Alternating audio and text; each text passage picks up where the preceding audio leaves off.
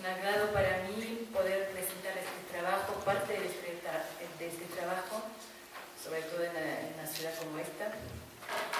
Y entonces les voy a presentar lo que se conoce en el mundo latinoamericano, argentino más bien, como la Casa de los Conejos, pero que en realidad no mencioné en mi resumen, hubiera debido, pero el título original está en francés. Y el título es Manège, Petite Histoire Argentine, lo que se podría traducir literalmente como Carrúseles, historieta argentina. Bueno, vamos a ver por qué fue traducido como la Casa de los Conejos al final. Vamos a... Espero que funcione porque necesito también algo visual.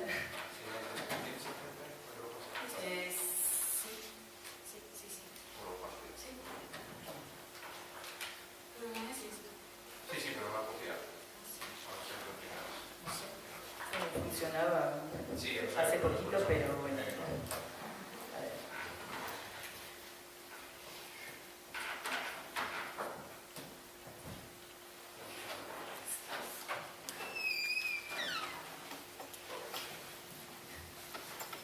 La tecnología a veces es totalmente incomprensible. Listo.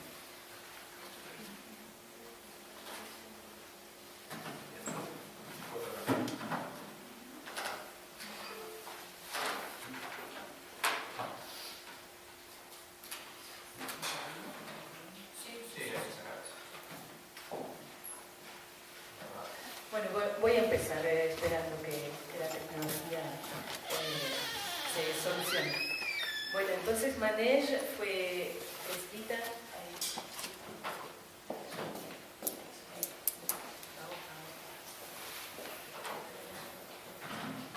Entonces Manège es la primera obra de Laura Alcoba, fue publicada en el 2006.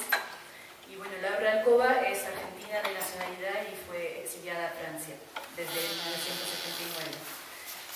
Y entonces el relato pone en escena, bueno, la protagonista es una niña ochoañera que es testigo de la creciente violencia política de la Argentina pregolpista. O sea, la acción se sitúa en 1975 en La Plata, en la provincia de Buenos Aires.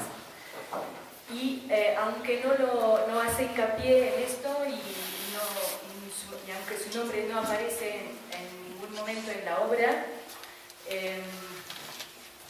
la autora es la narradora, es un material autobiográfico. ¿Cómo?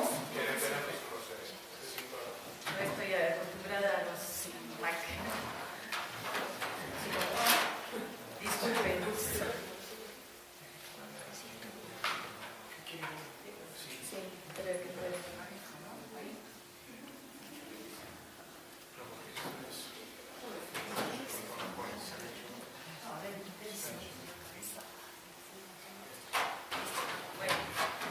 Y entonces la madre de esta niña, de Laura Alcoba, es militante política, milita en el movimiento Montoneros, una de las organizaciones más reprimidas en el periodo de la dictadura y antes de la dictadura, como lo decía mi colega esta mañana.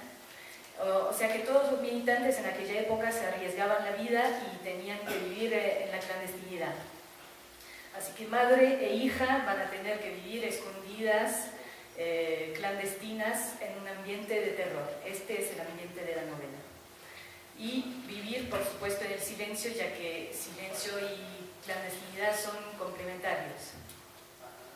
Entonces, de ahí que Manège, para mí, se inscribe doblemente en la temática del silencio.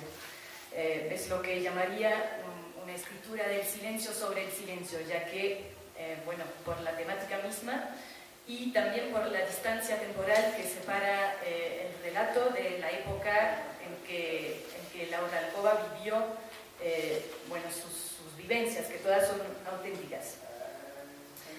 Y también la autora misma dice a propósito de la novela que quizás el silencio sea el personaje principal de la obra. Entonces podemos plantear varias preguntas. Bueno, primero, ¿qué revela la escritora respecto a una de las páginas más sombrías de su país? ¿Con qué recursos evoca sus vivencias de niña en tiempos de dictadura? ¿Qué significó esta novela para ella? Y sobre todo, ¿qué significó escribirla en francés? ¿Y qué razones la llevaron a romper con este muro de silencio de casi 30 años? Entonces, estas van a ser las preguntas que voy a plantear. Me voy a enfocar primero en el contenido, en cómo se cristaliza el silencio dentro de la obra, y luego, bueno, enfocarme más bien en el proceso de silenciamiento de la autora y de su ruptura con el silencio. Por una cuestión de tiempo no voy a poder citar todos los fragmentos que he elegido, pero igual aparecerán en la pantalla y los voy a citar en el texto original, en francés, pero aparecerá también la traducción. Bueno, entonces en Manège la autora opta por un estilo literario, un lenguaje sencillo, para restituir lo más auténticamente posible el discurso y los pensamientos de la niña que era en aquel entonces. Es un recurso bastante original en este sentido, porque la autora se esfuerza en reducir la distancia temporal que la separa de lo que vivió, y se pone de nuevo en los zapatos, digamos, de la niña que era 30 años atrás, resucitando sus recuerdos tal como los vivió. Y este recurso produce un desfase que refuerza en toda la novela lo tremendo de Action, justamente, y su carácter conmovedor también. Se nota también en el título, La casa de los conejos o Manège en francés, son títulos que parecen infantiles, pero en realidad no lo son para nada. Y la situación de clandestinidad en la que está implicada la niña va a desencadenar un sinnúmero de sentimientos en ella: miedo, responsabilidad, culpa, confusión. Y estos sentimientos se entremezclan y entretienen una relación muy estrecha. La niña, a pesar de su edad, tiene que estar alerta, consciente del peligro, no puede decir cómo se llama, tiene que proteger también a su madre con su silencio. Asimismo, ve a su madre cambiar de identidad, de color de pelo, ponerse pelucas. Ellas cambian de dirección muy frecuentemente. Entonces es una situación sumamente compleja. Y lo podemos apreciar en varios fragmentos. Voy a citar dos fragmentos en particular. Bueno, el primero, que aparece aquí. Elle se décide finalement à m'expliquer un peu ce qui se passe. Si nous avons quitté notre appartement, c'est parce que les montoneros doivent se cacher. C'est nécessaire parce que certaines personnes sont devenues très dangereuses. Ce sont les membres des commandos de la Triple A, l'Alliance anticommuniste argentine, qui enlèvent les militants comme mes parents et les tuent ou les font disparaître. Alors il faut que nous nous réfugions, que nous nous cachions et aussi que nous résistions. Ma mère m'explique que cela s'appelle vivre dans la clandestinité. À partir de maintenant, nous allons vivre dans la clandestinité. Voilà exactement ce qu'elle a dit. Pour toi, ce sera comme avant. Il faudra juste que tu ne dises à personne où nous habitons, pas même à la famille. Voy a citar otro fragmento. Pour la trappe dans le plafond, je ne dirai rien, promis. Ni aux hommes qui pourraient venir poser des questions, ni même aux grands-parents. Papa et maman cachent des journaux et des armes là-haut, mais je ne dois rien dire. Les gens ne savent pas que nous avons été obligés d'entrer en guerre. Ils ne le comprendraient pas pour l'instant en tout cas. Moi, on m'a déjà tout expliqué. J'ai compris et j'obéirai. Je ne dirai rien, même si on venait à me faire très mal. En estos fragmentos podemos subrayar en particular la importancia del estilo indirecto libre en la escritura. Un recurso que puede ser ambivalente. Sugiere que la narradora expresa sus pensamientos, consciente de sus responsabilidades y de su sentido del secreto, pero también restituyendo lo que le dijeron sus padres sobre la conducta que tiene que tener. Entonces la voz narrativa y la voz del personaje, de los personajes, se confunden. Como lo dije anteriormente, la clandestinidad genera confusión, mucha confusión en la niña. En el quinto capítulo, por ejemplo, un compañero de militancia las lleva a ella y a su madre en auto a una casa y su madre cierra los ojos. Le explica la situación con un mínimo de palabras. Cito: Je ferme les yeux pour ne pas voir où nous allons. et lui, il tourne pour que je finisse par ne plus savoir du tout où je suis. Tu comprends? C'est pour la sécurité. Je comprends. Mais moi, je vois. Si ma mère ferme les yeux, ça me protège aussi? Je garde toutes mes questions pour moi et n'ouvre plus la bouche. Entonces aquí el silencio y el miedo en que vive la niña, implica que se silencia a sí misma, es particularmente interesante, y silencia también sus posibles miedos, temores o dudas, como si fuera parte de un automatismo, de un mecanismo. En realidad la niña ha incorporado el silencio en su cotidiano y forma parte casi de su ser. En otra secuencia, la narradora sugiere la omnipresencia del silencio en todos los hijos de militantes. Como lo dije, de su silencio depende la seguridad de sus padres, son actores. Y el silencio los domina totalmente, como tienen que callar con todos, cueste lo que cueste, desconfiar de todos, guardar sus preguntas para sí. También aplican este silencio entre niños. Y la situación de Laura es la de muchos otros. Lo individual se aplica a lo colectivo. Cito: En attendant de partir pour cette nouvelle maison, nous allons chez un couple qui a 2 enfants, 2 garçons, qui ont à peu près mon âge. Je joue un peu avec eux, à des jeux dont je n'ai pas du tout l'habitude. Entre nous, nous ne parlons à aucun moment de ce qui se passe, ni de la clandestinité. Est-ce qu'on leur a expliqué, comme on me l'a expliqué à moi, ni de la guerre dans laquelle nous sommes plongés. Nous ne parlons pas de la peur non plus. Entonces el mundo de los niños, supuestamente un mundo de juego, de imaginación, de confianza, se opone a un mundo tremendamente real, un mundo de miedo, de silencio, de violencia, de terror generalizados. Y Laura Alcoba sugiere aquí que ser niño en aquella época implica casi convertirse en un adulto en realidad. El quinto capítulo de Manege también es muy significativo porque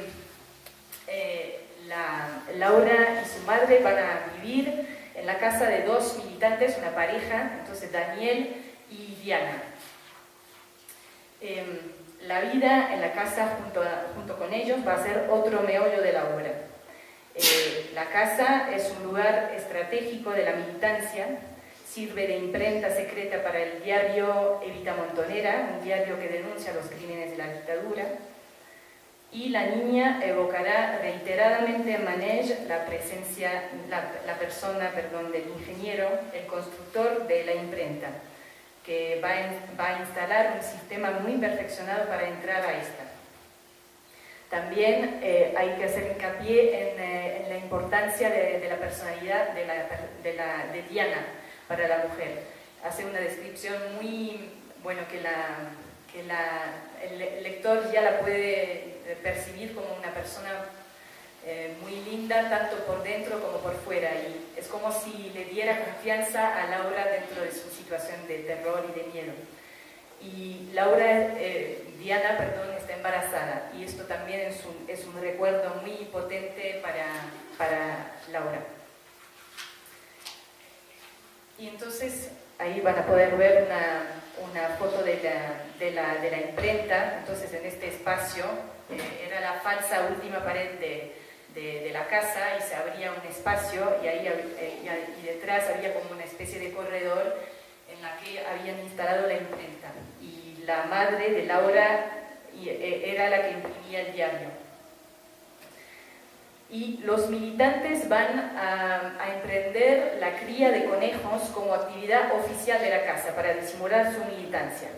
De ahí que el título de Manege haya sido finalmente traducido como la casa de los conejos. Es otro ardid que va a explicar la narradora. En realidad crían los conejos para cocinarlos y fingen repartirlos para venderlos, pero en realidad reparten el diario Evita Montonera. En este capítulo los estratagemas van sucediéndose. Daniel propone repartir los diarios envolviéndolos como si fueran regalos, y esta sucesión de ardides divierte a la narradora. Es el único momento en que la clandestinidad se convierte en una especie de juego para ella. En cambio, el miedo vuelve y se hace más intenso hacia el final de la novela. En el 13º capítulo en particular marca un importante quiebre temporal con la fecha del 24 de marzo de 1976. Cito, voy a citar solo un fragmento: Les moments de répit sont devenus rares. La peur était partout, surtout dans cette maison. Ahí hay un miedo también en cuanto al porvenir de todos los personajes, incluyendo al bebé de Diana, que está por nacer. En los últimos capítulos, la narradora también es informada por los adultos que la rodean de las constantes desapariciones y torturas de la dictadura. Estos elementos contribuyen a alimentar el clima de terror y lo que le cuentan los adultos permanece impreciso. Entonces, ellos cuentan y ella imagina.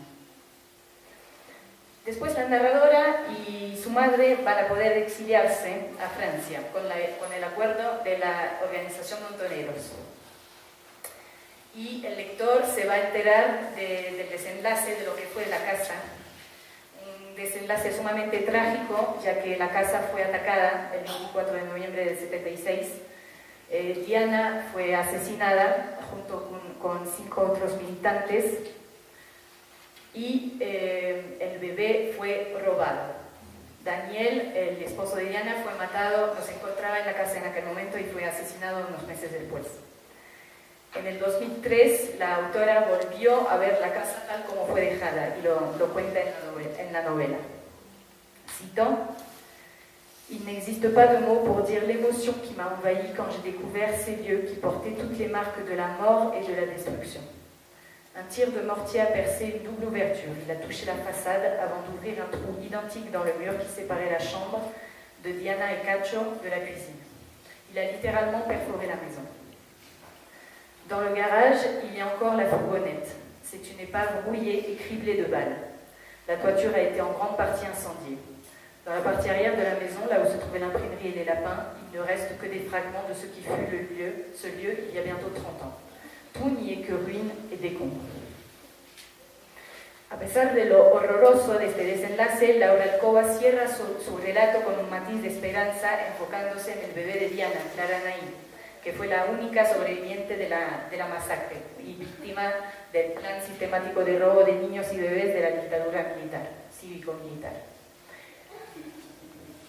Hay algunas fotos de Clara Naí con su madre y con su padre.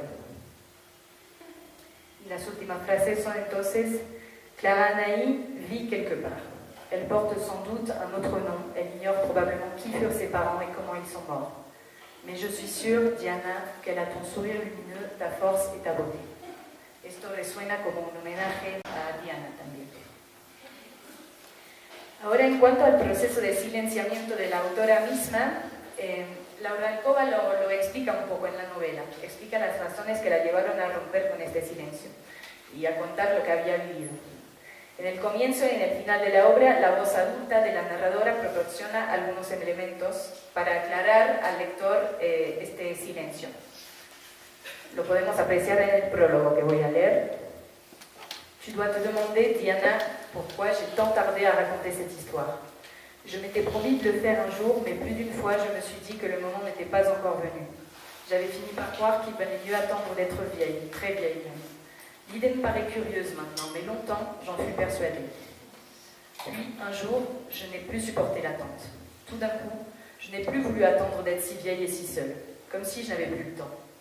Ce jour, je crois bien qu'il correspond à un voyage que j'ai réalisé en Argentine avec ma fille, à la fin de l'année 2003. Sur place, j'ai cherché, j'ai rencontré des gens. Je me suis mise à me souvenir bien plus précisément que par le passé. Le temps avait fini par faire son œuvre beaucoup plus vite que je ne l'avais imaginé. Désormais, il devenait pressant de raconter. Y al final de la obra, la narradora otra vez cuenta precisamente cómo decidió contactar con la madre de Daniel y suegra de Diana, Chicha Mariani, y volver a la casa con ella. Este encuentro fue determinante para Laura Alcoba y va a acelerar su ruptura con el silencio. Y fue una frase de Chicha en particular que produjo una gran toma de conciencia en ella. Habían intercambiado por correos. Y Chicha le había dicho a Laura, cuando le había dicho quién era, le dijo: claro que me acuerdo de vos y de tu madre. Yo creía que vos y tu mamá estaban muertas. Así es como la joven escritora se va a animar a escribir. Y dice ella: ahí yo realmente tomé conciencia, aunque ella lo sabía, que hubiéramos tenido que morirnos en esta historia y no habíamos muerto. Y que entonces yo tenía que escribir y contar esto.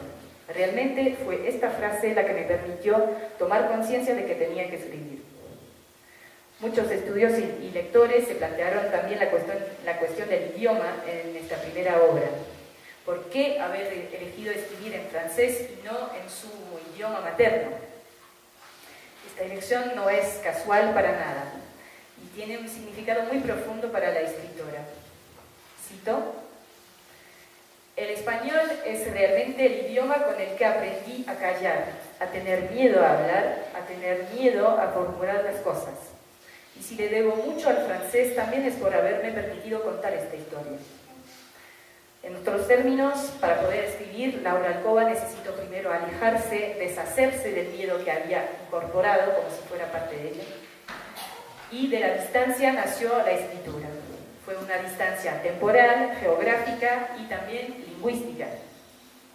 Confiesa también que ni siquiera se planteó el problema de elegir entre el francés o el castellano. El idioma francés se impuso naturalmente, por representar para ella un idioma de liberación cuando el castellano representaba el miedo. De hecho, para Laura Alcoba, escribir en castellano hubiera sido como ir en contra de lo que quería expresar. Y añade también: nunca habría contado esta historia si me hubiera quedado en Argentina.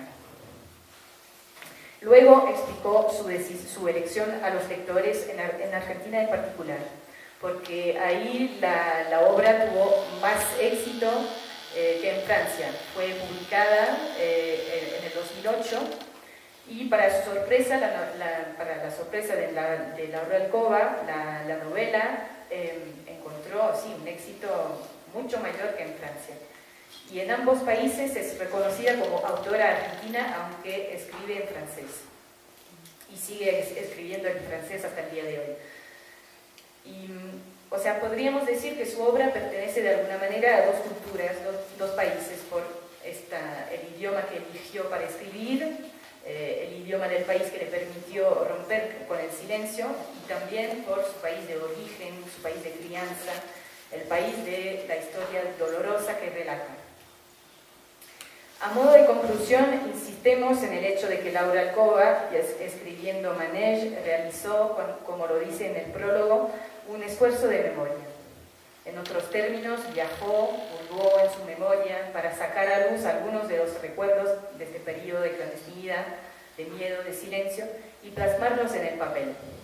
Ella no tenía ningún recuerdo material, ninguna foto, no había gente con quien había vivido, ni tampoco ninguna cosa de la casa. Y en cambio lo que sí poseía eran un sinnúmero de emociones, de sensaciones, recuerdos que se le grabaron y que eran como pedacitos sueltos, y entonces ella armó estos pedacitos y de este rompecabezas, digamos, nació Manège. Una historia autobiográfica que, sin embargo, no pretende ser un mero espejo de lo que vivió la escritora, eso que dice. Es mucho más que esto, en realidad. Contando esta historia, no pretendió simplemente considerar su vivencia, sino tender a algo más colectivo, proponiendo una visión de la infancia dentro de un contexto de violencia política, ilustrando cómo el terror, la clandestinidad y el silencio pueden trastornar la vida de un niño y hasta su psiquismo. Así que Manège, una obra íntima y auténtica, también tiene un valor de universalidad y, según los términos de la propia autora, un sentido más allá de mi historia, dice. Muchas gracias.